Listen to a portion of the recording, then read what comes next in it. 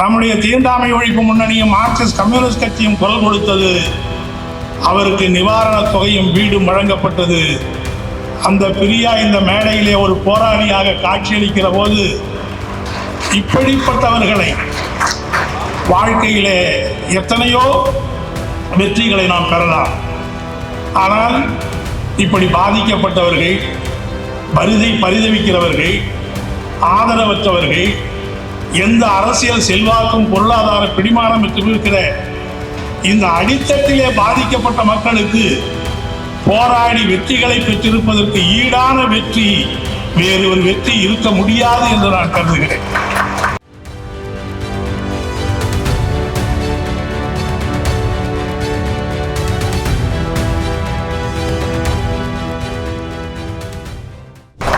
நாம் எத்தனையோ வெற்றிகளை பெறலாம், பரிசுகளை கூட வாங்கி குவிக்கலாம், அதெல்லாம் மகிழ்ச்சிக்குரிய ஒன்றுதான்.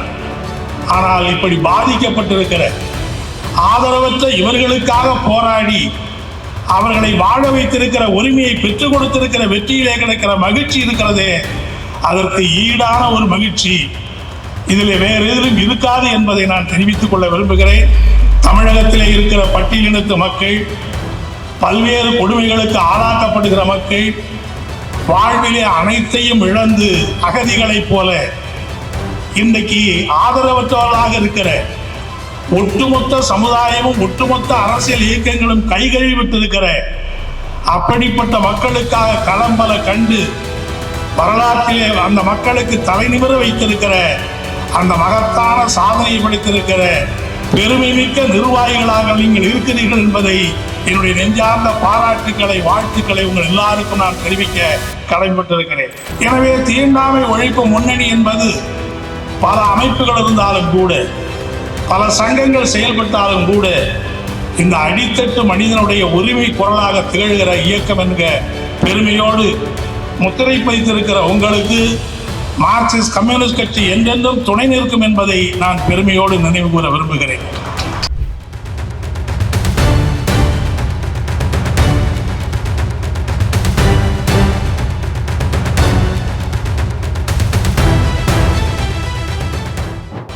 எனவே நிச்சயமாக வருகிற தமிழ்நாடு அரசாங்கம் ஒரு ஆணவ படுகொலை தடுப்பு சட்டத்தை தமிழகத்திலே நிறைவேற்ற வேண்டும் என்கிற கோரிக்கையை முதலிலே வைத்தவர்கள் நாம் தான்.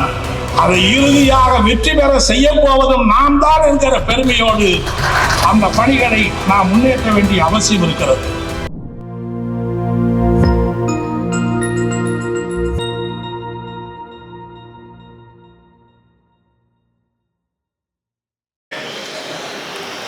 இந்த மாநாட்டை நேற்று காலை துவக்க உரையாற்றி 2 நாட்களும் நம்மோடு இருந்து இந்த விவாதங்களை எல்லாம் கேட்டு வழிநடத்தி இருக்கிற அகில இந்திய நம்முடைய தலித் விடுதலைக்கான தேசிய மேடையினுடைய தலைவர், நாடாளுமன்ற உறுப்பினர், முன்னாள் அமைச்சர், மார்க்சிஸ்ட் கம்யூனிஸ்ட் கட்சியினுடைய மத்திய குழு உறுப்பினர் அருமை தோழர் கே. ராதாகிருஷ்ணன் அவர்களே, கடந்த தீண்டாமை ஒழிப்பு முன்னணியுடைய தொடக்க காலத்தில் இருந்து பல கள போராட்டங்களை நடத்தி இன்றைய தினம் இந்த அமைப்பினுடைய நேரடி பொறுப்பிலே இருந்து விடுவித்தாலும் தொடர்ந்து இந்த கள போராட்டங்களுக்கு நாயகராக திகழ்ந்து கொண்டிருக்கிற அன்பிற்குரிய தோழர் கே. சாமுவேல்ராஜ் அவர்களே, தீண்டாமை ஒழிப்பு முன்னணி மட்டுமல்லாமல் தமிழகத்திலே ஒடுக்கப்பட்ட மக்களுடைய களம்பல கண்டு தமிழகத்திலே முத்திரை பதித்திருக்கிற மார்க்சிஸ்ட் கம்யூனிஸ்ட் கட்சியினுடைய மத்திய குழு உறுப்பினர் அருமை தோழர் பி. சம்பத் அவர்களே, அன்பிற்கினிய தோழர் ஜக்கையன் அவர்களே, புதிதாக பொறுப்பேற்றிருக்கிற மாநில முன்னணியினுடைய நிர்வாகிகளே, இந்த 5வது மாநாட்டிலே கலந்து கொண்டிருக்கிற தமிழகம் முழுவதிலிருந்து வருகின்றிருக்கிற கள போராளிகளாக இருக்கிற பிரதிநிதி தோழர்களே, உங்கள் எல்லோருக்கும் என்னுடைய முதற்கண் பணிவான வணக்கத்தை இந்த நேரத்திலே நான் தெரிவித்துக் கொள்வதிலே மகிழ்ச்சி அடைகிறேன். தமிழ்நாடு தீண்டாமை ஒழிப்பு முன்னணியுடைய 5வது மாநில மாநாடு மிக சீரும் சிறப்புமாக எல்லா வகையிலும் சிறப்போடு நடந்து முடிந்திருக்கிறது. இந்த மாநாடு நடந்து முடிந்திருக்கிற நீங்கள் நிறைவேற்றியிருக்கிற தீர்மானங்கள் வெற்றி பெற தமிழகத்திலே சாதிய ஒடுக்குமுறையை வேறு இருக்கிற மகத்தான போராட்டத்திலே ஈடுபட்டிருக்கிற உங்கள் எல்லாருக்கும் மார்க்சிஸ்ட் கம்யூனிஸ்ட் கட்சியின் சார்பிலேயும் என்னுடைய சார்பிலேயும் நெஞ்சார்ந்த புரட்சிகரமான வாழ்த்துக்களை நான் தெரிவித்துக் கொள்ள விரும்புகிறேன். நீங்கள் நிறைவேற்றியிருக்கிற தீர்மானங்கள் வெற்றி பெற நாளை தமிழகத்திலே நடைபெற இருக்கிற பிரம்மாண்டமான கள போராட்டங்களுக்கு பக்கபலமாக உற்ற துணையாக மார்க்சிஸ்ட் கம்யூனிஸ்ட் கட்சி என்றென்றும் திகழும் என்பது மட்டுமல்ல, இந்த கள போராட்டங்களுடைய வெற்றி வீரர்களாக நீங்கள் நிச்சயமாக திகழ்வீர்கள் என்கிற நம்பிக்கையோடு உங்கள் அனைவருக்கும் மீண்டும் ஒருமுறை என்னுடைய வாழ்த்துக்களையும் பாராட்டுக்களையும் நான் தெரிவித்துக் கொள்ள விரும்புகிறேன். 5வது மாநில மாநாட்டு அறிக்கை என்று சொல்லுகிற போது ஏறக்குறைய 95 பக்க அறிக்கைகளை புரட்டி பார்த்தால் பக்கம் பக்கமாக கடந்த 3 ஆண்டுகளில் நடைபெற்ற போராட்டங்கள், கள போராட்டங்கள், தலையீடுகள் என்கிற எண்ணிலடங்காத போராட்டங்களையும் தலையீடுகளையும் செய்து பட்டியலின மக்களுக்காக உண்மையான குரல் கொடுக்கிற ஒரு அமைப்பு என்று சொன்னால் அது தீண்டாமை ஒழிப்பு முன்னணி என்கிற வரலாற்றிலே பதிவு செய்திருக்கிற மகத்தான வேலை அறிக்கையை என்னாலே பார்க்க முடிந்திருக்கிறது. எவ்வளவு தலையீடுகள், எவ்வளவு போராட்டங்கள், எவ்வளவு இயக்கங்கள் என்று பார்க்கிற போது ஒரு பிரமிப்பூட்டுகிற பணியை நீங்கள் செய்திருப்பதை நம்மாலே உணர முடிகிறது. நேற்றைய தினம் பாதிக்கப்பட்டவர்களுக்கான பாராட்டு நிகழ்ச்சி இங்கே நடைபெற்றது. அந்த நிகழ்ச்சி நடைபெறுகிற போதெல்லாம் பலருடைய கண்களை நாம் பார்க்கிற போது கண்கலங்கிய காட்சியைத்தான் நம்மாலே பார்க்க முடிந்தது. எதிரிலே அமர்ந்திருக்கிற அந்த மைக் செட்டு போடுகிறவரை கூட நான் கவனித்தேன். அவர் என்ன சாதி, என்ன இயக்கம் என்று எனக்கு தெரியாது. ஆனால் இந்த நிகழ்ச்சியை பார்த்து கண்கலங்கியதே அவரும் கண்கலங்கிய காட்சியை நம்மாலே பார்க்க முடிந்தது. அந்த அளவுக்கு வலிகள் நிறைந்த வேதனைகள் நிறைந்திருக்கிற அவர்களுக்கு பக்கபலமாக உற்றதுணையாக இருந்த பெருமைக்குரியவர்கள் நீங்கள் என்பதை பெருமையோடு இந்த தினத்திலே நான் பாராட்ட விரும்புகிறேன். அது மட்டுமல்ல, இந்த நிகழ்ச்சியிலே கலந்து கொண்டவர்களை சிலரை நான் சந்திக்கிற வாய்ப்பு எனக்கு ஏற்கனவே இருந்தது. அனுஷ்யா என்கிற சகோதரி கிருஷ்ணகிரி மாவட்டத்திலே ஊத்தங்கரையிலே வெட்டுப்பட்டு உயிருக்கு ஆபத்தான நிலையிலே சேலம் மருத்துவமனையிலே சேர்க்கப்பட்டிருந்த நேரத்தில் அவரை சேலம் மருத்துவமனையிலே 3வது நாள் சென்று நாங்கள் பார்க்கிற போது அவருக்கு சுய நினைவு இல்லை.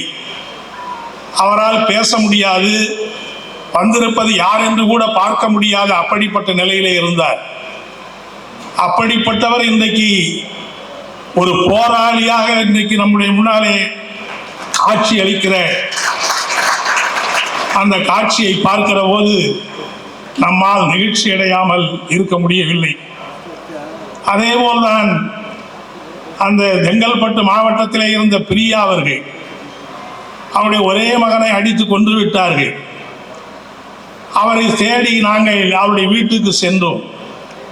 அவருடைய வீடு எங்கே இருந்தது என்று சொன்னால் தாம்பரத்தினுடைய எல்லை பகுதியிலே அந்த குப்பைகளை எல்லாம் கொட்டுகிற அந்த குப்பை மேட்டுக்கு இடையிலே தான் அவர் வீட்டிலே இருந்தார். அவருக்கு வீட்டுக்கு சென்று வருவதற்குள்ளே எங்களுக்கு மூச்சு அடைக்கிற அளவுக்கு துர்நாற்றம் வீசிக்கொண்டிருந்தது.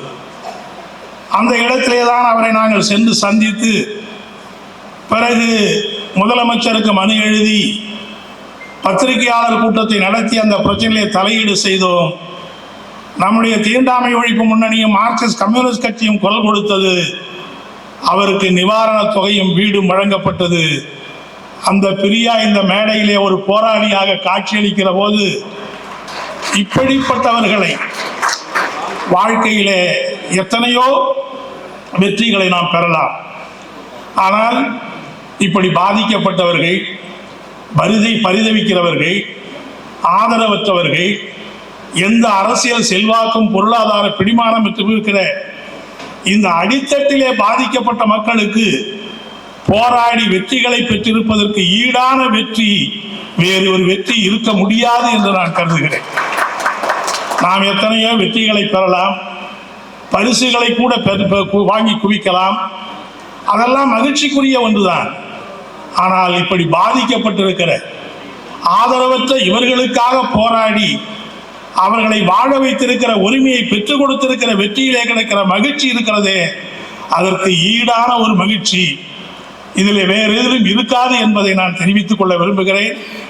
அந்த வகையில் தமிழகத்திலே இருக்கிற பட்டியலினத்து மக்கள், பல்வேறு கொடுமைகளுக்கு ஆளாக்கப்படுகிற மக்கள், வாழ்விலே அனைத்தையும் இழந்து அகதிகளைப் போல இன்றைக்கு ஆதரவற்றவர்களாக இருக்கிற ஒட்டுமொத்த சமுதாயமும் ஒட்டுமொத்த அரசியல் இயக்கங்களும் கைகழுவி விட்டிருக்கிற அப்படிப்பட்ட மக்களுக்காக களம்பல கண்டு வரலாற்றிலே அந்த மக்களுக்கு தலைநிமிர வைத்திருக்கிற அந்த மகத்தான சாதனையை படைத்திருக்கிற பெருமை மிக்க நிர்வாகிகளாக நீங்கள் இருக்கிறீர்கள் என்பதை என்னுடைய நெஞ்சார்ந்த பாராட்டுக்களை, வாழ்த்துக்களை உங்கள் எல்லாருக்கும் நான் தெரிவிக்க கடமைப்பட்டிருக்கிறேன்.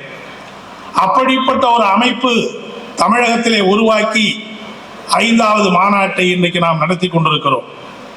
கடந்த 10 ஆண்டுகளுக்கு மேலாக இந்த அமைப்பினுடைய மாநில பொதுச் செயலாளராக, அதனுடைய கள போராளியாக தமிழகம் முழுவதும் சென்று எங்கே ஒரு கடைசி மனிதன் பாதிக்கப்பட்டாலும் அவனுடைய குரலாக ஓங்கி ஒலித்த அருமை தோழர் சாமுவேல் ராஜ் அவர்கள் இந்த 10 ஆண்டு காலத்திலே மகத்தான சாதனை பெற்று தமிழகத்திலே எத்தனையோ முன்னணிகள் இருந்தாலும் முன்னணி என்று சொன்னால் பட்டியலின மக்களை காக்கிற முன்னணி தீண்டாமை ஒழிப்பு முன்னணி தான் என்கிற அந்த முத்திரையை பதித்திருக்கிற அந்த காரியத்தை செய்த அவருக்கு என்னுடைய வாழ்த்துக்களையும் பாராட்டுக்களையும் நாம் அனைவரின் சார்பிலே தெரிவித்துக் கொள்ள விரும்புகிறோம். மார்க்சிஸ்ட் கம்யூனிஸ்ட் கட்சியினுடைய தலைவர்களில் ஒருவராக, மாநில தலைவர்களே ஒருவராக தொடர்ந்து அவர் பயணம் செய்வார். அடித்தட்டு மக்களுடைய அன்றாட தேவைகளுக்கு குரல் எழுப்புகிற அந்த பணியை என்றென்றும் செய்வார் என்கிற நம்பிக்கையோடு புதிய நிர்வாகிகள் தேர்வு செய்யப்பட்டிருக்கிறார்கள். மாநில பொதுச் செயலாளராக தோழர் சுகந்தி அவர்கள் தேர்வு செய்யப்பட்டிருப்பதற்கும், அதே போல கடந்த காலத்திலே பல போராட்டங்களை நடத்தியிருக்கிற தோழர் செல்லக்கண் அவர்கள் மீண்டும் தலைவராக தேர்ந்தெடுக்கப்பட்டிருக்கிற அனைத்து நிர்வாகிகளுக்கு நம்ம அனைவருடைய பாராட்டுகளையும் நன்றியையும் இந்த நேரத்திலே நான் தெரிவித்துக் கொள்ள விரும்புகிறேன். எனவே தீண்டாமை ஒழிப்பு முன்னணி என்பது பல அமைப்புகள் இருந்தாலும் கூட, பல சங்கங்கள் செயல்பட்டாலும் கூட, இந்த அடித்தட்டு மனிதனுடைய உரிமை குரலாக திகழ்கிற இயக்கம் என்கிற பெருமையோடு முத்திரை பதித்திருக்கிற உங்களுக்கு மார்க்சிஸ்ட் கம்யூனிஸ்ட் கட்சி என்றென்றும் துணை நிற்கும் என்பதை நான் பெருமையோடு நினைவு கூற விரும்புகிறேன். ஏனென்று சொன்னால், நம்முடைய கடந்த கால வாழ்க்கையை புரட்டி பார்த்தால் பட்டியலின மக்களுக்காக, பழங்குடி மக்களுக்காக தொடர்ச்சியாக குரல் கொடுத்திருக்கிற ஒரு இயக்கம் இந்தியாவில் இருக்கிறது, தமிழகத்தில் இருக்கிறது என்று சொன்னால் பெருமை மிகு கம்யூனிஸ்ட் இயக்கம் மார்க்சிஸ்ட் கம்யூனிஸ்ட் கட்சி என்பதை நான் பெருமையோடு நினைவு கூற விரும்புகிறேன். காலத்தின் அருமை கருதி வரலாறு நெடுகிலும் பேசுவதற்கான வாய்ப்பு எனக்கு இல்லை.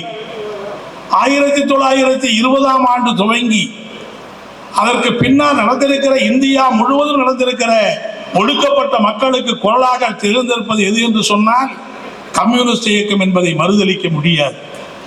கிழக்கு தஞ்சையிலே பண்ணையார்கள் நிலப்பிரபுக்களுடைய கொடுமைகளுக்கு ஆளாகி, சாணிப்பால் சவுக்கடிக்கு ஆளாகி அனுதினமும் வேதனைப்பட்டிருக்கிற அந்த மக்களை தட்டி எழுப்பிய மகத்தான இயக்கம் நம்முடைய மார்க்சிய இயக்கம், செங்கொடி இயக்கம் என்கிற பெருமை பெற்றிருக்கிறது.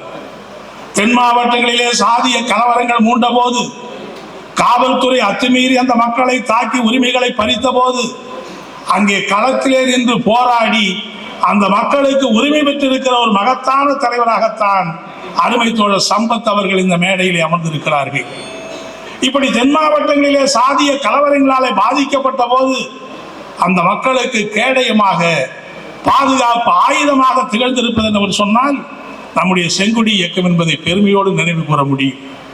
வட மாவட்டங்களில் 87ஆம் ஆண்டு வன்னியர் சங்கம் துவக்கி சாலை மறியல் போராட்டத்தை நடத்தி 20% இடஒதுக்கீடு கோரிக்கைக்காக போராட்டம் என்று ஆரம்பித்து கடைசியிலே அது பட்டியலின மக்களுக்கான போராட்டமாக அது திசை திருப்புகிற காரியத்திலே வட மாவட்டங்கள் முழுவதும் குடிசைகளுக்கு தீ வைத்து கொளுத்தப்பட்டது. திரும்பிய பக்கமெல்லாம் தீ ஜுவாலைகள். பட்டியலின மக்கள் பரிதவித்து நின்றார்கள். பாதுகாப்பே கிடையாது. தீயினை அணைப்பதற்கு தீயணைப்பு படையினர் கூட அந்த கிராமங்களுக்கு செல்ல முடியவில்லை. வழிநெடுகளும் சாலைகளை மரங்களை வெட்டி போட்டு தீயணைப்பு படைகளோ காவல்துறையினரோ அந்த மக்களுக்கு பாதுகாப்புக்காக செல்ல முடியாது என்கிற நிலையை உருவாக்கினார்கள். ஏராளமான மக்கள் கண்ணீரும் கம்பலையுமாக அழிந்திருந்த அப்படிப்பட்ட கொடுமை நிறைந்த காலம் அன்றைய காலம். கிராமப்புறங்களில் அரசியல் கட்சி கொடிகள் எல்லாவற்றையும் அப்புறப்படுத்தி விட்டார்கள். அந்தந்த கட்சியை சார்ந்தவர்களே எங்களுக்கு அரசியல் கட்சி வேண்டாம் என்று வன்னிய சங்கம்தான் வேண்டும் என்கிற முறையிலே கொடிகளை எல்லாம் அப்புறப்படுத்தி விட்டார்கள். அரசியல் நாய்களே உள்ளே வராதீர்கள் என்கிற விளம்பரம் ஒவ்வொரு கிராமத்து எல்லைகளையும் தொங்கவிடப்பட்ட காலம் அந்த காலம். அப்படிப்பட்ட நேரத்தில் எல்லா கொடிகளும் கீழே விழுந்துகிட்ட நேரத்தில் அந்த மக்களுக்காக கம்பீரமாக பறந்த ஒரே ஒரு கொடி நம்முடைய செங்கொடி மட்டும்தான். அப்படிப்பட்ட ஒரு கம்பீரமான போராட்டத்தை அங்கே நாம் நடத்தினோம். அந்த மக்களுக்கு இன்றைக்கு இருக்கிற தலித் அமைப்புகள் அன்றைய தினம் கிடையாது. விடுதலை சிறுத்தைகளோ வேறு பல அமைப்புகளோ அன்றைக்கு அந்த மண்ணிலே கிடையாது. அன்றைக்கு அந்த பாதிக்கப்பட்ட பரிதவித்த மக்களுக்கு இருக்கிற ஒரே ஒரு நம்பிக்கை நட்சத்திரம் மார்க்சிஸ்ட் கம்யூனிஸ்ட் கட்சி என்கிற கட்சி தான் அந்த மக்களுக்கு பக்கபலமாக இருந்தது. அன்றைக்கு நடந்த அனைத்து கட்சி பேச்சுவார்த்தை ஒரு அமைதி பேச்சுவார்த்தை நடந்தது. அந்த அமைதி பேச்சுவார்த்தையிலே 5 கட்ட பாதுகாப்போடு தான் அந்த பேச்சுவார்த்தை நடத்தப்பட்டது. அதிகாரிகளுக்கு கூட பாதுகாப்பற்ற நிலைமை. அந்த கூட்டத்திலே நம்முடைய காங்கிரஸ் கட்சி தலைவராக இருந்த மரியாதைக்குரிய இளையபெருமாள் கலந்து கொண்டார். மார்க்சிஸ்ட் கம்யூனிஸ்ட் கட்சியின் சார்பிலே தோழர் சி கோவிந்தராஜன் உள்ளிட்டோர் கலந்து கொண்டார்கள். எல்லா கட்சி தலைவர்களும் இந்த கூட்டத்திலே கலந்து கொண்டார்கள். அந்த கூட்டம் முடிந்து வெளியே வந்தபோது மரியாதைக்குரிய இளையபெருமாள் அவர்கள் அந்த கூட்டத்தின் நிகழ்வுகளை பற்றி நேரடியாக நம்முடைய அலுவலகத்துக்கு வந்து சொன்னார். பாதிக்கப்பட்டு பரிதவித்த போது, என்னுடைய மக்கள் கண்ணீரும் கம்பலையுமாக அருந்த போது அரசியல் கட்சிகள் யாரும் உதவவில்லை. நாம் நம்பி இருந்த காங்கிரஸ் கட்சி கூட எனக்கு பக்கபலமாக இல்லை. எனக்கு நம்பிக்கை அளித்த ஒரே ஒரு இயக்கம் மார்க்சிஸ்ட் கம்யூனிஸ்ட் கட்சி தான். நான் என்ன கைமாறு செய்ய போகிறோனோ தெரியவில்லை என்றுதான் அன்றைக்கு எங்களிடத்திலே கூறி சென்றார். இப்படி காலம் முழுவதும் பட்டியலின மக்களுக்காக ஒட்டு சமூக ஒடுக்குமுறை எதிர்த்து, சாதிய சமத்துவத்தை எதிர்த்து மகத்தான போராட்டத்தை நடத்திய இயக்கம் மார்க்சிஸ்ட் கம்யூனிஸ்ட் கட்சி என்பதை பெருமையோடு நினைவு கூறும் இந்த நேரத்தில் அந்த மகத்தான பணியினுடைய ஒரு பரிணாம வளர்ச்சியாகத்தான் இன்னைக்கு மார்க்சிஸ்ட் அந்த மகத்தான அந்த பணியினுடைய ஒரு பரிமாண வளர்ச்சியாகத்தான் இன்றைக்கு தீண்டாமை ஒழிப்பு முன்னணி பணியாற்றி கொண்டிருக்கிறது.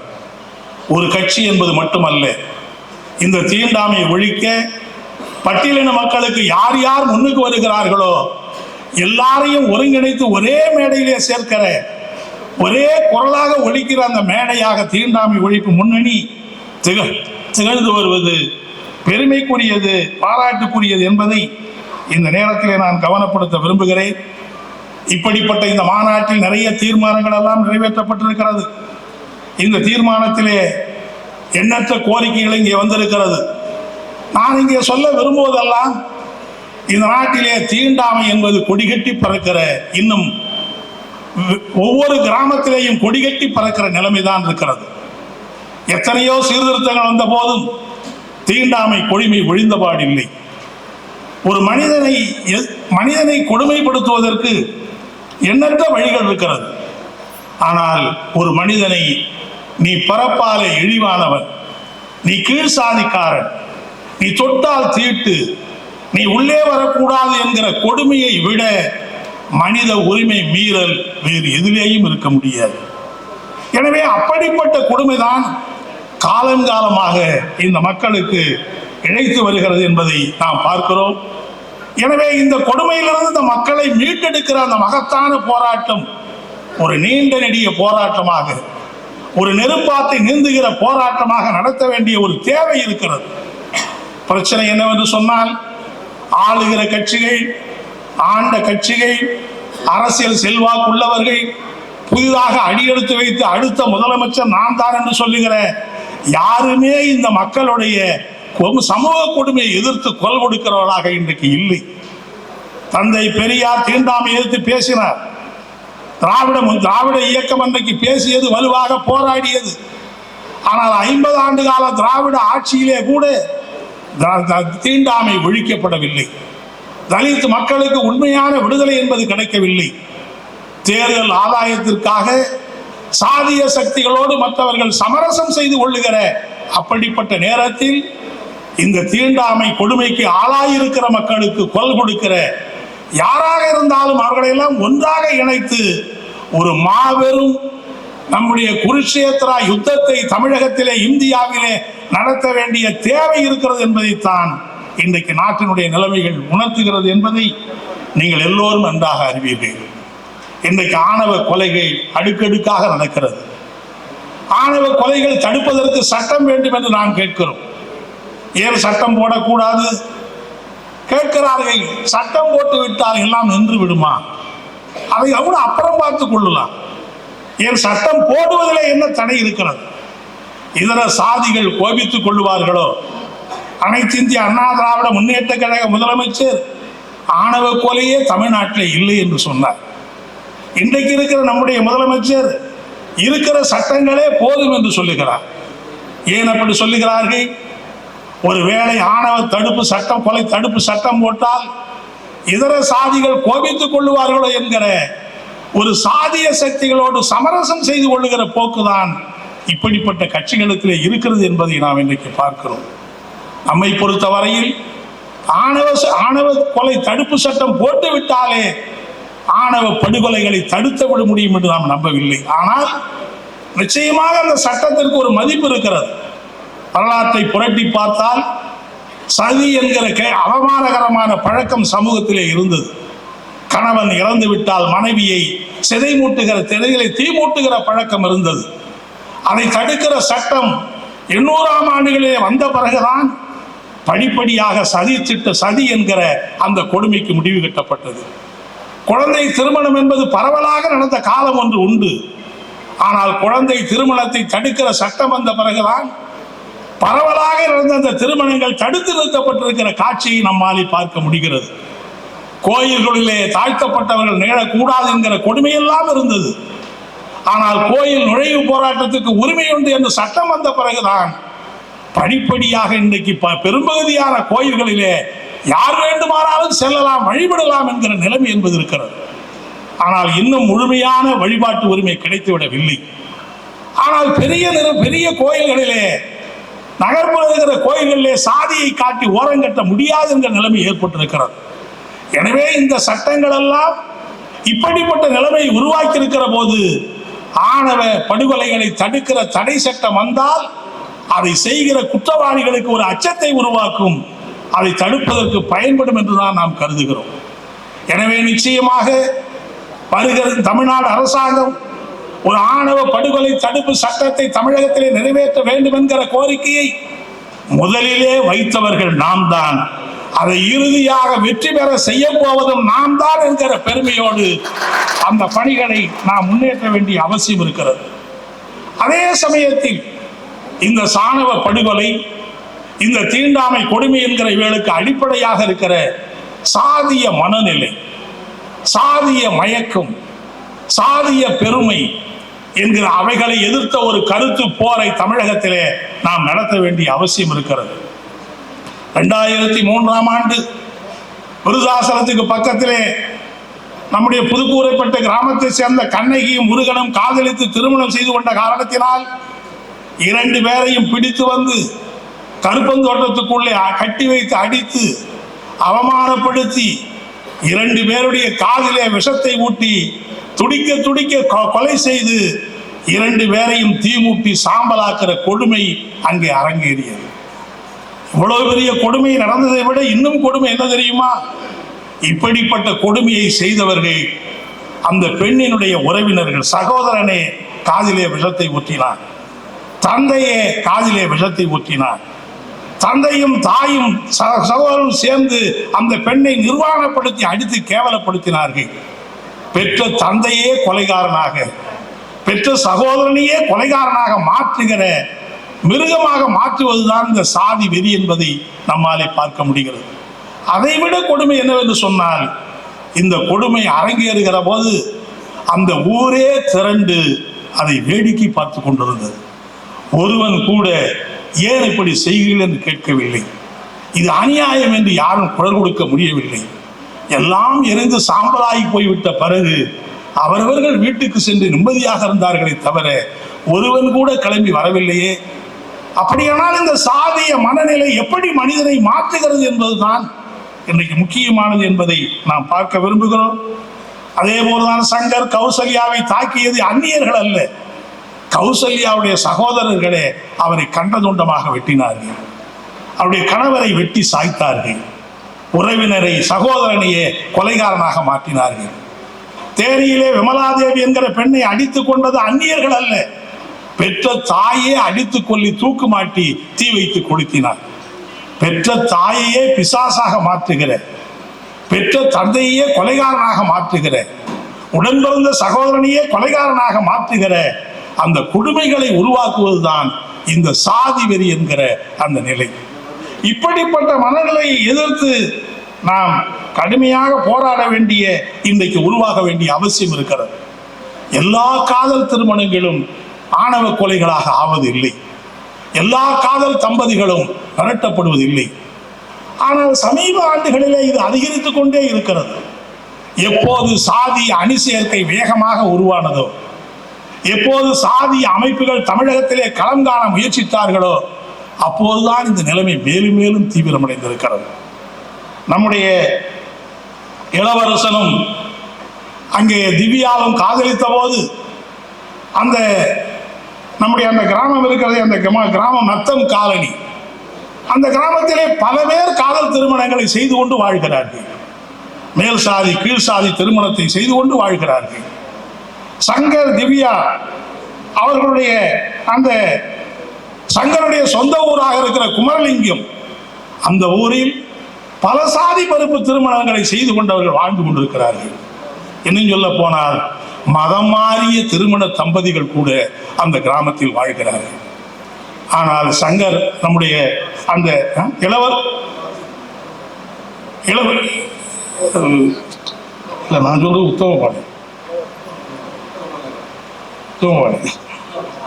அந்த நத்தம் காலனியில் இருக்கிற சங்கர் அவருடைய கிராமத்திலே எல்லாரும் பல கலப்பு திருமணம் நாங்கள் போன போது நாங்கள் எல்லாம் கலப்பு திருமணம் தான் பயந்து கொண்டோம் என்று சொன்னார்கள்.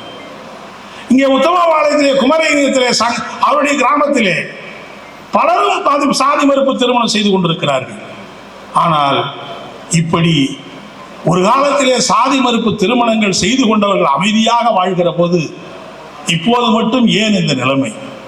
சொல்ல போனால் பாட்டாளி மக்கள் கட்சி என்கிற வன்னியர் சங்க அமைப்பு உருவான பிறகு, சாதிய அணி சேர்க்கை அடிப்படையாக கொண்டு அரசியல் இயக்கம் ஆரம்பித்த பிறகு, தமிழகத்திலே பல அரசியல் கட்சிகளும் சாதி அடிப்படையிலே உருவான பிறகு, எல்லா சாதி அமைப்புகளும் தனக்கும் ஒரு அமைப்பு வேண்டும் என்கிற அப்படிப்பட்ட நிலையை உருவாக்கினார்கள். எனவேதான் அங்கே ஏற்கனவே சாதி மறுப்பு திருமணங்கள் செய்து கொண்ட தம்பதிகள் வாழ்ந்த பிறகும் கூட இந்த கட்சிகள் தலையிட்ட பிறகுதான் இன்றைக்கு காதல் சாதி மறுப்பு திருமணங்கள் கொலைகளமாக மாற்றப்படுகிறது. எனவே அந்த சாதி அணி சேர்க்கை, இன்னும் சொல்ல போனால் டாக்டர் ராமதாஸ் அவர்கள் நாடக காதலை பற்றி எல்லாம் பேசினார். ஆனா பாவ இப்ப அவரே நாடக காதலா உண்மையான காதல் செஞ்சுக்கிட்டாரான்னு தெரிய மாட்டேன். 80வது வயதிலே அவர் கூட சாதி மறுப்பு திருமணம் செய்து கொண்ட விழாவை கொண்டாடி கொண்டிருக்கிறார். வாழ்க்கை எப்படி இருக்கிறது பாருங்க. ஒரு அரசியல் ஆதாயத்துக்காக சாதி வெறியை கிளப்புவது, அரசியல் அங்கீகாரத்துக்காக வேறு எதையும் சொல்ல வாய்ப்பில்லாத சூழ்நிலையிலே சாதிய மக்களை மோத வைப்பது. கடந்த காலங்களிலே மட்டும் தென் மாவட்டங்களிலேயும் வட மாவட்டங்களில் நடந்திருக்கிற சாதிய இயக்கங்களிலே உயிர் நீத்தவர்கள் எத்தனை பேர் உயிர்த்திருக்கிறார்கள்? எவ்வளவு குடிசைகள் இறைந்து சாம்பலாகி இருக்கிறது, எவ்வளவு இழப்புகள் ஏற்பட்டிருக்கிறது. எனவே இந்த சாதிய அணி சேர்க்கை, சாதிய அந்த அமைப்புகளை எதிர்த்த பலகட்ட போராட்டங்களை நாம் மேற்கொள்ள வேண்டியிருக்கிறது. எல்லா சாதிக்கும் இன்றைக்கு அமைப்பு வந்துவிட்டது. திருச்சியிலே வ.உ. சிதம்பரம் பிள்ளையுடைய நினைவு நாள் அன்றைக்கு நாங்கள் அவருக்கு அஞ்சலி மாலை போடுவதற்காக காவல்துறையிடம் கேட்டோம். போலீஸ்காரர் என்ன சொல்லிவிட்டார் சொன்னால், ஒரு 12 மணிக்கு மேலே நீங்கள் வாங்க சார், இப்போ வராதிங்கன்னாரு. ஏங்க அப்படின்னா, இல்லை இப்போ கார்காத்த வேளாளர் சங்கம் காலையிலிருந்து பெரிய விழாக்களை நடத்துகிறார்கள். வ.உ. சிதம்பரம் பிள்ளையை கூட ஒரு சாதிய சங்க தலைவராக மாற்றி விட்டார்கள் இல்லையா? எவ்வளவு பெரிய கொடுமை! சமீபத்திலே வாட்ஸ்அப்பிலே வந்த ஒரு செய்தி நம்மை சிந்திக்க வைத்தது. ஒரு கருத்தரங்கம் திருப்பூரிலே நடைபெறுகிறது. அந்த கருத்தரங்கத்துக்கு பெயர் என்னவென்று சொன்னால், சிலப்பதிகார பழந்தமிழ் வணிக செட்டியார் கண்ணகி குலவம்ச வரலாற்று சிறப்பு கருத்தரங்கம். அதாவது செட்டியார் கண்ணகி குலவம்ச, கண்ணகியை கூட ஒரு செட்டியார் சங்கத்திலே நிர்வாகியாக மாற்றிவிட்டார்களே. அப்படியானால் இது எதை காட்டுகிறது? இன்றைக்கு எந்த சாதியையும் விட்டு வைக்காமல் சாதிய அணி சேர்க்கை வேகமாக நடந்து கொண்டிருக்கிறது. ஆகவே இப்படிப்பட்ட சாதிய அணி சேர்க்கையை நாம் எதிர்த்து குரல் கொடுக்க வேண்டிய அப்படிப்பட்ட நிலைமை இருக்கிறது. இந்த நாட்டிலே எத்தனையோ இயக்கங்கள் இருக்கிறது. சாதி தோன்றிய காலத்திலேயே சாதி ஒழிகை என்கிற கோஷமும் தோன்றி இருக்கிறது. சித்தர்கள் எங்கே இருக்கிறது சாதி என்று பாடிய சித்தர்கள் உண்டு. வள்ளலார் பாடினார். ராமானுஜர் தாழ்த்தப்பட்ட மக்களுக்கெல்லாம் பூணூல் போட்டு அவர்களை சாதியிலிருந்து விடுவிக்க வேண்டும் என்று சொன்னார். பாரதியார் இன்னொரு வகையிலே சென்றார். பிறப்புக்கும் எல்லா உயிர்க்கும் என்று பாடினார்கள். யாதும் ஊரே யாவரும் கேளீர் என்றெல்லாம் பாடினார்கள். சாதிய எதிர்ப்பு இயக்கம் இன்றல்ல நேற்றல்ல பல நூற்றாண்டுகளாக தமிழ் மண்ணிலே களம் கண்டிருக்கிறது என்பதை நாம் பார்க்க வேண்டியிருக்கிறது. இன்னும் சொல்ல போனால் 1858ஆம் ஆண்டு முதலாக இந்திய பேரரசை விக்டோரியா மகாராணி கிழக்கிந்திய கம்பெனியிடமிருந்து பெற்றுக்கொண்டு அவர் முதலிலே ஒரு பிரகடனத்தை வெளியிட்டார். முதல் இந்திய நாட்டின் மீது வெளியிட்டப்பட்ட பிரகடனம் அதுதான். அந்த பிரகடனத்திலே அவர் சொன்னார், இந்திய மக்கள் மீது நாங்கள் எதையும் திணிக்க மாட்டோம். மத அடிப்படையிலே சாதி அடிப்படையில் இருக்கிற வேறுபாடுகளுக்கு நாங்கள் இடம் கொடுக்க மாட்டோம். சாதிய ஏற்றத்தாழ்வுகளுக்கு எங்களுடைய ஆட்சியிலே இடமில்லை. எல்லா மக்களும் சமத்துவமாக வாழ்வதை நாங்கள் உறுதி செய்வோம் என்று 1858ஆம் ஆண்டு விக்டோரியா மகாராணி தன்னுடைய பிரகடனத்திலே வெளியிட்டார். அந்த பிரகடனம் வெளியிட்டு 200 ஆண்டுகளுக்கு மேலே கடந்து விட்டது. 52 நம்முடைய சட்டமன்றத்தை அம்பேத்கர் நிறைவேற்றிய போது சட்டத்தின் முன்னால் அனைவரும் சமம், சாதியின் பெயராலே, மதத்தின் பெயராலே, இனத்தின் பெயராலே, மொழியின் பெயராலே, பாலின பெயராலே பாகுபடுத்துவ இந்த சட்டம் அனுமதிக்காது என்கிற பிரகடனத்தை நம்முடைய அரசியல் சாசனம் வெளியிட்டது. தீண்டாமை கொடைபிடித்தால் அது சட்டப்படி குற்றம் என்கிற அப்படிப்பட்ட நிலைமையெல்லாம் உருவாக்கினார்கள். ஆனால் இந்த காலம் முழுவதும் தந்தை பெரியார் துவங்கி, சிந்தனை பேசுபி சிங்காலவேர் துவங்கி, கம்யூனிஸ்ட் இயக்கங்கள், பொது உடை இயக்கங்கள், பல்வேறு இயக்கங்கள் சாதி ஒழிப்புக்கு களம்பல கண்டிருந்தாலும் கூட இன்னும் சாதியம் ஒழிக்கவில்லை என்பதுதான், ஒழிக்கப்படாமல் நீடித்துக் கொண்டிருக்கிறது என்பதைத்தான் இந்த நாட்டிலே நம்மாலே பார்க்க முடிகிறது. நமக்கு இருக்கிற அடிப்படையான கேள்வி என்னவென்று சொன்னால், ஏன் இந்த சாதியம் நீடித்துக் கொண்டே இருக்கிறது என்பதுதான் அடிப்படையான கேள்வி. எனவே அருமை நண்பர்களே, தோழர்களே, இந்த சாதியத்தை வேறறுப்பதற்கு என்ன தடை? ஏன் இந்த சாதியம் மட்டும் ஒழியவில்லை? இன்னும் சொல்ல போனால், இப்படிப்பட்ட தீண்டாமை கொடுமை, சமூக கொடுமை இருக்கிறது காலங்காலமாக பட்டியலின மக்களுக்கு மட்டுமா இருந்தது? பல்வேறு பகுதி மக்களுக்கு இருந்திருக்கிறது. இன்றைக்கு நாடார் என்கிற மக்கள் சமூகத்திலே உயர்ந்த அந்தஸ்திலே இருக்கிறார்கள். தமிழகத்திலே பொருளாதாரத்திலே மிக உயர்ந்த இடத்துக்கு சென்றிருக்கிறார்கள். ஆனால் ஒரு காலத்தில் அந்த நாடார் மக்கள் தீண்டப்படாதவர்களாகத்தான் கருதப்பட்டார்கள். அவர்கள் கோயிலுக்குள்ளே நுழைய முடியாது, தெய்வத்தை வழிபட முடியாது, பொது கிணறுகளிலே தண்ணீர் குடிக்க முடியாது என்று 1820ஆம் ஆண்டு அங்கே நம்முடைய ராமநாதபுரம் மாவட்டத்திலே ஒரு கிராமத்திலே நாடார்கள் கோயிலுக்குள்ளே நுழைந்து விட்டார்கள் என்று அவர்கள் மீது வழக்கு போடப்பட்டது. வழக்கு போடப்பட்டு பிரிட்டிஷ் நீதிமன்றத்திலே தண்டனை வழங்கினார்கள். அவர்கள் செய்தது சட்டப்படி குற்றம். 2500 ரூபாய் அவருக்கு அபராதம் என்று சட்ட தீர்ப்பு வழங்கினார்கள். ஆகவே அப்படிப்பட்ட நிலையிலே இருந்த அந்த மக்கள் தங்களுக்கு உரிமையோடு போராடி இன்றைக்கு விடுதலை பெற்றிருக்கிறார்கள். கேரளத்திலே கீழ் சாதியை சார்ந்த பெண்கள் மேலே மார்பகங்களை மூட முடியாது, மார்பகங்களை மூடி துணி போட முடியாது, இடுப்புக்கு கீழே அவர்கள் தொடைக்கு கீழே அவர்கள் ஆடை அணியக்கூடாது, இடுப்புக்கு மேலே அவர்கள் ஆடை அணியக்கூடாது, எப்போதுமே திறந்த மேரியோடு தான் அலைய வேண்டும் என்கிற அப்படிப்பட்ட சாதிய கொடுமை எதிர்த்து போராடி தோல் சீலை போராட்டம் என்கிற மகத்தான போராட்டத்தை நடத்தி பெண்கள் மார்பகங்களை மூடுகிற அந்த போராட்டத்திலே வெற்றி பெற்றிருக்கிறார்கள் இந்த நாட்டில். ஏன் இன்னும் சொல்ல போனால் முக்குளத்தூர் மக்களுக்கு எவ்வளவு பெரிய கொடுமைகள் அளிக்கப்பட்டிருக்கிறது. அந்த தடை சட்டம், குற்ற பரம்பரை தடை சட்டம், குற்ற பரம்பரை தடை சட்டத்திலே அந்த மக்கள் எவ்வளவு கொடுமைகளுக்கு ஆளாக்கப்பட்டார்கள். கிட்டத்தட்ட அவர்களும் ஒரு தீண்டத்தகாதவர்களாகத்தான் இந்த நாட்டிலே நடத்தப்பட்டார்கள். இரவு ஆனால் திருமணமான கணவன் கூட காவல் நிலையத்திலே தான் வந்து படுக்க வேண்டும். உயிருக்கு போராடுகிறவனை கூட பார்க்க முடியாமல் அனைவரும் காவல் நிலையத்திலே வந்து படுக்க வேண்டும் என்கிற அந்த குற்ற பரம்பரை சட்டம் அந்த மக்களுக்கு கை விலங்காக கால் விலங்காக இருந்தது. அவைகளையெல்லாம் எதிர்த்து போராடி அந்த மக்கள் இன்றைக்கு வெற்றி பெற்றிருக்கிறார்கள். அவர்கள் இன்றைக்கு ஆதிக்கம் பெறுகிற நிலையிலே பெற்றிருக்கிறார்கள்.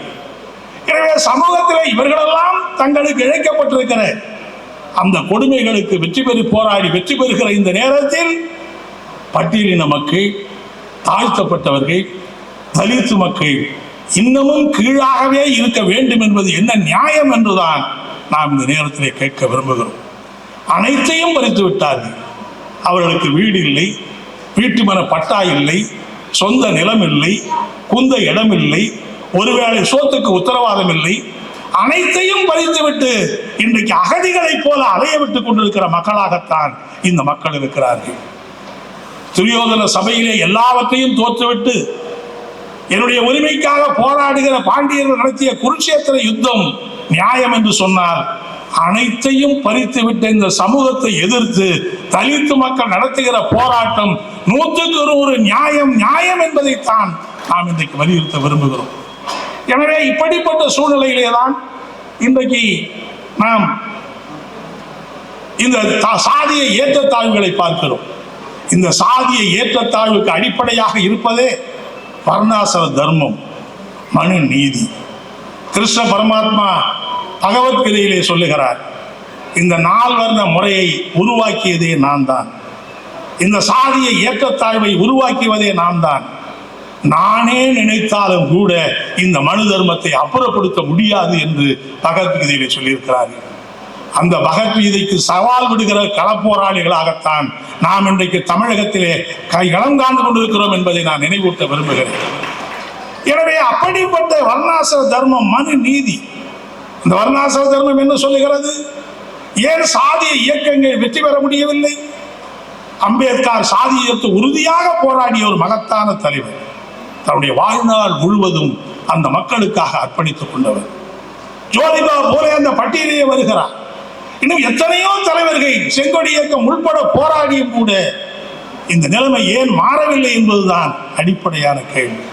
இது வெறும் சாதிய ஏற்றத்தாழ்வு மட்டுமல்ல, சமூக ஏற்றத்தாழ்வு மட்டுமல்ல, இதற்கு உள்ளே இருக்கிற பொருளாதார ஏற்றத்தாழ்வு, ஒரு வர்க்க சுரண்டல் என்பதும் இதற்குள்ளே இருக்கிறது என்பதை நாம் உண்மையை உணர வேண்டிய தேவை இருக்கிறது. சூத்திரன் என்றால் யார்? பிராமணன், சத்திரியன், வைசியன் என்கிற 3 பேரும் உடைமை வர்க்கத்தை சார்ந்தவர்களாக இருக்கிறார்கள். சூத்திரனாக இருக்கிறவன் சொத்து வைத்திருக்க கூடாது, உடைந்த பானையிலே தான் சாப்பிட வேண்டும், தங்கம் வெள்ளி அணியக்கூடாது, இரும்பு நகைகளை தான் அணுக வேண்டும், சுடுகாட்டுக்கு பக்கத்திலே தான் குடியிருக்க வேண்டும் என்று நியாயம் வகுத்திருக்கிற, விதி வகுத்திருப்பதுதான் வர்ணாசிர தர்மம். அந்த மனுநீதி தான் இந்த மக்களை உடைமைகளை எல்லாம் பறித்து அகதிகளாக மாற்றியிருக்கிறதை நியாயப்படுத்துகிற மனுநீதி. இத்தனை ஆண்டு காலம் தமிழ்நாட்டில், இந்தியாவில் மனுநீதியினுடைய வாரிசுதார்கள் ஆட்சியிலே இல்லை. அவர்கள் எங்கோ இருந்தார்கள், எங்கோ சிதறி கிடந்தார்கள். ஆனால் கடந்த 10 ஆண்டுகளாக வர்ணாசிர தர்மத்துக்கு வக்காலத்து வாங்குகிற பிஜேபியும் RSSம் இன்றைக்கு அரியணையிலே இருக்கிறார்கள். அரசியல் சட்டம் அரசியல் நிர்ணய சபையிலே நம்முடைய சாசனம் நிறைவேறிய போது இந்த சாசனத்தை நாங்கள் ஏற்க மாட்டோம், எங்களது அரசியல் சாசனம் மனுநீதி தான் என்று பகிரங்கமாக வெளியிட்ட அவர்தான் RSS காரர்கள். எனவே ஆட்சியிலேயே அவர்கள் வந்துவிட்ட பிறகு இந்த வர்ணாசிர தர்மத்திற்கு ஒரு ஆயுதம் கிடைத்ததை போல, இந்த வர்ணாசிர தர்மத்திற்கு ஒரு பக்கபலமாக இருக்கிற அப்படிப்பட்ட ஆட்சியாகத்தான் இந்த ஆட்சி இருக்கிறது. எனவேதான் இன்றைய தினம் பாஜக ஆட்சியை வீழ்த்துவதை நம்முடைய பிரதானமான கடமை என்கிற அடிப்படையிலே நாம் இன்றைக்கு கொண்டிருக்கிறோம். எத்தனையோ சங்கடங்கள் இருந்தாலும் எல்லாரையும் மதசார்பற்ற அனைவரையும் ஒன்றிணைத்து, காங்கிரசுக்கும் நமக்கும் நிறைய வேறுபாடு இருக்கிறது, திமுகவுக்கும் நமக்கும் நிறைய வேறுபாடு இருக்கிறது, மதசார்பற்ற கட்சிகளில் இருக்கிற எல்லாருக்கும் நிறைய வேறுபாடுகள் இருக்கிறது. வேறுபாடுகள் இருந்தாலும் இந்த மனு தர்மத்தை நியாயப்படுத்துகிற, வர்ணாசிர தர்மத்தை தூக்கி பிடிக்கிற, அப்படிப்பட்ட வர்ணாசிரம தர்ம ஆட்சியை தான் நான் நிலைநிறுத்துவோம் என்கிற அந்த பாஜகவை வீழ்த்துகிற அந்த போராட்டத்திலே எல்லோரோடும் இணைந்து போராடுகிற பணியை மார்க்சிஸ்ட் கம்யூனிஸ்ட் கட்சி இன்றைக்கு நிறைவேற்றி கொண்டிருக்கிறது. பலருக்கு கூட பல நேரங்களிலே பல பிரச்சனைகள் வருகிறது. திராவிட முன்னேற்ற கழகம் நாம் எதிர்பார்க்கிற மாதிரி இல்லையே, சொன்ன வாக்குறுதிகள் நிறைவேற்றவில்லையே என்பதெல்லாம் கூட உண்மைதான். அதற்காக மக்களை திரட்டி போராடுகிற அதே நேரத்தில் பாஜகவை எதிர்த்த போராட்டத்திலே அவர்களையும் பயன்படுத்த வேண்டிய ஒரு தேவை என்பது இருக்கிறது. எப்படியாவது தமிழகத்தை கபலீகரம் செய்ய வேண்டும், தமிழகத்தை ஆட்கொள்ள வேண்டும், தமிழகத்தை கைப்பற்ற வேண்டும், வர்ணாசிர தர்மத்தை தமிழக ஆட்சி கட்டிலே அமர்த்தியே ஆக வேண்டும் என்கிற முறையிலே தான் பாஜக இன்னைக்கு பகீரதமான முயற்சிகளை மேற்கொண்டிருக்கிறது. அப்படிப்பட்ட முயற்சிகளை தமிழகத்தில் நாம் ஒருபோதும் அனுமதிக்க மாட்டோம் என்கிற அடிப்படையிலே இன்னைக்கு கள போராட்டங்களை, மக்கள் மத்தியிலே அவர்களை எதிர்த்த தத்துவார்த்த போராட்டங்களை நாம் வலுவாக முன்னெடுக்க வேண்டிய தேவையும் அவசியம் இருக்கிறது. எனவே நம்மை பொறுத்தவரையிலே இந்த சாதிய ஏற்றத்தாழ்வு ஒழிய வேண்டும் என்று சொன்னால் சாதியத்தை எதிர்த்த போராட்டம் வலுவாக முன்னெடுக்க வேண்டும். கிராமம் கிராமமாக சாதியத்தை எதிர்த்து, சாதிய அணிசேர்க்கை எதிர்த்து, சாதியம் என்பது எப்படி சமூக விரோத காரியங்களுக்கு பயன்படுகிறது என்பதை எல்லாம் எதிர்த்து இன்றைக்கு நாம் முன்னெடுக்க வேண்டும். இன்னும் சொல்ல போனால் சாதியை பயன்படுத்தி ஆட்சிக்கு வருகிறவர்கள் என்ன சாதித்திருக்கிறார்கள், அரசியலுக்கு வருகிறவர்கள் என்ன சாதிக்கிறார்கள்? வாங்க, நம்முடைய ரோஹிணி அவர்களை நாம் வரவேற்போம். என்பதுதான் நமக்கு முன்னாடி இருக்கிற கேள்வி. பாட்டாளி மக்கள் கட்சியிலே ஏற்பட்டிருக்கிற பிளவுக்கு என்ன காரணம்? எல்லாம் ஒரே சாதி தான், ஒரே சாதிக்கு கீழே பிறந்தவர்கள் தான். ஆனாலும் ஒரே தந்தைக்கும் பிள்ளைக்கும் சண்டை வருகிறது சொன்னால் சாதிக்குள்ளே முரண்பாடா? அவர்களுக்குள்ளே அளித்த கொள்ளையை எப்படி பங்கு போட்டுக் கொள்வது என்பதிலே தானே அந்த முரண்பாடு வருகிறது. எனவே இப்படிப்பட்ட சாதிய இயக்கங்களாலே எந்த சாதிக்கும் எதையும் சாதித்து விட முடியாது என்பதை வலுவாக இன்றைக்கு மக்கள் மத்தியிலே எடுத்து செல்ல வேண்டிய அப்படிப்பட்ட தேவை இருக்கிறது. இன்னும் சொல்ல போனால் தீண்டாமை கொடுமைக்கு ஆளாக்கக்கூடிய பல்வேறு அமைப்புகளுடைய தலைவர்களை நாம் மேடையிலே பார்க்க முடிந்தது. நமக்குள்ளே 1000 கருத்து வேறுபாடுகள் இருக்கலாம். அது மட்டுமல்ல, எல்லா சாதியையும் பிரித்தது போலவே பட்டியலின மக்களையும் பிரித்து விட்டார்கள். இந்த 3 பிரிவில் இருக்கிற பட்டியலின மக்கள் ஒரே மேடையிலே சந்திக்கிற அப்படிப்பட்ட நிலைமை ஏற்படுத்த முடியவில்லை. எல்லாரும் உற்ற உறவினர்களை போல வாழ்கிற அப்படிப்பட்ட சூழ்நிலையை உருவாக்க முடியவில்லை. எவ்வளவு தீவிரமாக இந்த சதிகளை மேற்கொண்டிருக்கிறார்கள். இவர்களை எதிர்த்து அவர்கள், அவர்களை எதிர்த்து இவர்கள் என்கிற அந்த கொடுமையை கட்டவிழ்த்திருக்கிறார்கள். எனவேதான் ஒரு பக்கம் இந்த சாதியத்தை எதிர்த்த போராட்டத்தை வலுவாக முன்னெடுக்க வேண்டிய அதே நேரத்தில் இந்த சாதிக்கு அடிப்படையாக இருக்கிற பொருளாதார ஏற்றத்தாழ்வுகளை எதிர்த்து குரல் கொடுக்க வேண்டிய பொருளாதார ஏற்றத்தாழ்வுகளை ஒழித்து ஒரு சமத்துவ நிலையை உருவாக்க வேண்டிய போராட்டத்தோடு அது இணைகிற போதுதான் இந்த போராட்டம் வெற்றி பெறும் என்பதை நாம் கவனத்திலே கொள்ள வேண்டிய அவசியம் இருக்கிறது. அரசாங்க ஆவணம் என்ன சொல்லுகிறது? அரசாங்க ஆவணம் சொல்லுவதெல்லாம் இந்த 75 ஆண்டு கால சுதந்திர இந்தியாவில் எத்தனையோ நிலச்சீர்திருத்த சட்டங்கள் வந்திருக்கிறது, உச்சவரம்பு சட்டங்கள் வந்திருக்கிறது. அந்த சட்டங்கள்லாம் சொல்லுகிற விவரம் என்னவென்று சொன்னால், இதுவரையிலே இந்தியாவிலே விநியோகிக்கப்பட்டிருக்கிற மொத்த நிலங்கள் இருக்கிற நிலங்களிலே 2% நிலங்கள் தான் உபரியாக விநியோகம் செய்யப்பட்டிருக்கிறது. அதிலே மேற்கு வங்காளத்தையும் கேரளாவையும் தவிர்த்து விட்டால் 1% மக்கள் நிலங்கள் தான் விநியோகிக்கப்பட்டிருக்கிறது. 2017 ஆண்டு குடும்ப சர்வே என்கிற அந்த சர்வேயிலே மத்திய அரசு சொன்னது, இந்தியாவிலே 62% தலித் மக்கள் நிலமற்றவர்களாக இருக்கிறார்கள். 62% மக்கள் நிலமற்றவர்களாக இருக்கிறார்கள். மீதம் இருக்கிற மக்களுக்கு ஏதோ துண்டு துக்காணி நிலம்தான் இருக்கிறது. எனவே இன்றைக்கு பொருளாதாரத்திலே இவர்கள் பிந்தி இருக்கிற போது சமூகத்திலே இவர்களுக்கு அந்தஸ்து மறுக்கப்படுகிற நிலைதான் இருக்கிறது. எனவேதான் மார்க்சிஸ்ட் கம்யூனிஸ்ட் கட்சியை பொறுத்தவரையில் மற்றவர்கள் சாதியத்தை எதிர்த்து சாதி எதிர்ப்பு போராட்டத்தை மட்டும் நடத்துகிறார்கள்.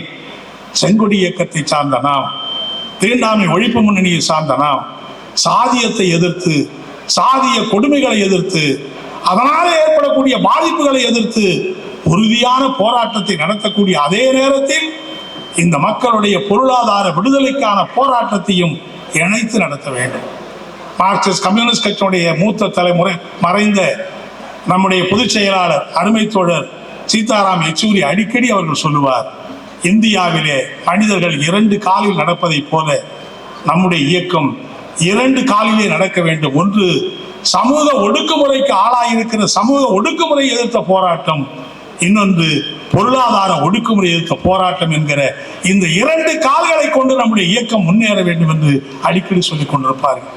எனவே அப்படிப்பட்ட நிலையில் வரக்கூடிய காலங்களில் பஞ்சம நிலமானாலும் சரி, இன்றைக்கு தமிழகத்திலே உபரி நிலமானாலும் சரி, அப்படிப்பட்ட நில உரிமைக்கான போராட்டம், அதே போல கல்வி வேலை வாய்ப்புகளில் இவருக்கு உரிய இடம். நம்முடைய அம்பேத்கர் கல்வி மையம் பாராட்டத்தகுந்த பணிகளை செய்திருக்கிறது. இந்த 3 ஆண்டுகளிலே 500க்கும் மேற்பட்ட அரசு நிர்வாகிகளாக பயிற்சி பெற்றவர்கள் தேர்ச்சி பெற்றிருக்கிறார்கள். எனவே ஒவ்வொரு இடத்திலேயும் தலித் மக்களுடைய கல்வி, அவருடைய முன்னேற்றம், அவருடைய வேலை வாய்ப்பு, அவருடைய பொருளாதாரம், இவர்களை முன்னேற்றுவதற்கான கோரிக்கைகளை முன்னெடுத்து செய்ய வேண்டிய கடமையும் நமக்கு முன்னாலே இருக்கிறது என்பதை இந்த நேரத்திலே உங்களுக்கு நான் நினைவூட்ட விரும்புகிறேன்.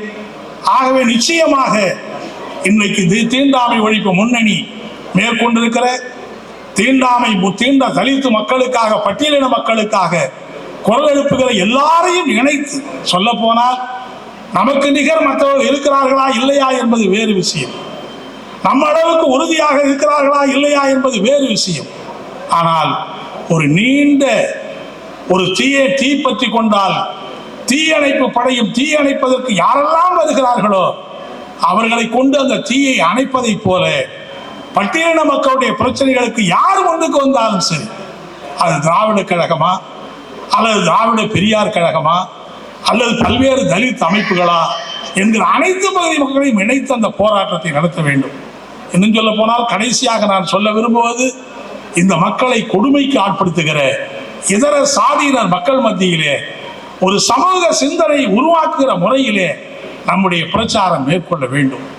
தீண்டாமையிலே பாதிக்கப்பட்ட மக்களை திரட்டி போராடுகிற அதே நேரத்தில் இவர்களை திரட்டி மட்டும் தீண்டாமை ஒழிக்க முடியாது.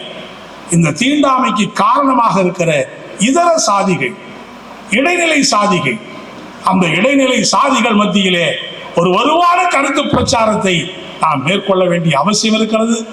நிச்சயமாக வரக்கூடிய காலத்தில் நம்முடைய கருத்து பிரச்சாரம் அந்த மக்கள் மத்தியிலே சிந்தனையை உருவாக்கும். இன்றைக்கு பல அமைப்புகள் இவைகளை பற்றி விவாதிக்கிற பேசுகிற அப்படிப்பட்ட சூழ்நிலையில் எதிர்காலத்தில் தமிழகத்திலே எல்லா பல்வேறு அமைப்புகளை சார்ந்த விரிவான ஒற்றுமையை உருவாக்கி தமிழகத்திலே தீண்டாமைக்கு இடமில்லை, பாதிக்கப்படுகிற பாதிக்கப்பட்டவர் யாராயிருந்தாலும் அவர்களுக்கு குரல் கொடுக்கிற இயக்கமாக நம்முடைய இயக்கம் திகழும் என்பதை நாம் முன்னெடுக்க வேண்டும். அதற்கான தள போராளிகளாக நீங்கள் இருக்கிறீர்கள். எதிரிலே அமர்ந்திருக்கிற உங்களை எல்லாம் பார்க்கிற போது நல்ல இளைஞர்கள், படிப்பாளிகள், சிந்தனையாளர்கள், பல போராட்ட அனுபவங்களை பெற்றிருக்கிற அனுபவஸ்தர்கள் நீங்களெல்லாம் திரண்டு இருக்கிற போது தமிழகம் முழுவதும் செங்கொடி இயக்கமும் தீண்டாமை ஒழிப்பு முன்னணியும் இன்னும் நம்மோடு இணைந்து வருகிற அவர்களெல்லாம் இணைந்து அந்த மகத்தான போராட்டத்தை முன்னெடுத்தால் நிச்சயமாக தமிழகத்திலே இருக்கிற பட்டியலின மக்களுடைய வாழ்க்கையிலே ஒரு மாற்றத்தை உருவாக்க முடியும். நம்மை பொறுத்தவரையில் தாழ்த்தப்பட்ட மக்களிடத்தில் இருக்கிற சிந்தனை போக்கு, தான் தாழ்த்தப்பட்டவன் என்கிற உணர்வே அவர்களுக்கு இருக்கக்கூடாது. தாழ்த்தப்பட்டவன் யாராக இருந்தாலும் நான் மனிதன் என்கிற தலை நிமிர்ந்து நிற்கிற அப்படிப்பட்ட எண்ணத்தை உருவாக்க வேண்டும். நம்முடைய சிந்தனை அடிமைத்தனம் தான் இப்படிப்பட்ட அடிமைத்தனத்துக்கு பிரதானமாக இருக்கிறது. எனவே அந்த அடிமை தலைகளை ஒழிக்கிற முறையில் இளைஞர்கள் மத்தியிலே, பெண்கள் மத்தியிலே, மாணவர்கள் மத்தியிலே நாம் அந்த மக்களை அணுகி சீர் செய்ய வேண்டும் என்று நான் கேட்டுக்கொண்டு, நிச்சயமாக வரக்கூடிய காலத்தில் தீண்டாமை என்பது மட்டுமல்ல, தலித் மக்கள் பாதிக்கப்படுகிற எங்கே ஒரு கடைகோடியிலே மனிதன் பாதிக்கப்பட்டாலும் அவனுக்காக குரல் கொடுப்போம், நியாயத்தை முன்னெடுப்போம். அந்த நியாயத்தை முன்னெடுப்பது மட்டுமல்ல, இப்படிப்பட்ட போராட்டத்திலே மகத்தான சரித்திரங்களை படைத்திருக்கிற நாம் வரக்கூடிய காலத்தில் புதிய வரலாறு படைக்கிற வரலாற்று வீரர்களாக நாம் திகழ்வோம் என்பதை இந்த நேரத்திலே சொல்லி இந்த மாநாட்டை நிறைவுரையாற்றுவதற்கு வாய்ப்பளித்த உங்களுக்கு நன்றி கூற விரும்புகிறேன். நன்றி, வணக்கம்.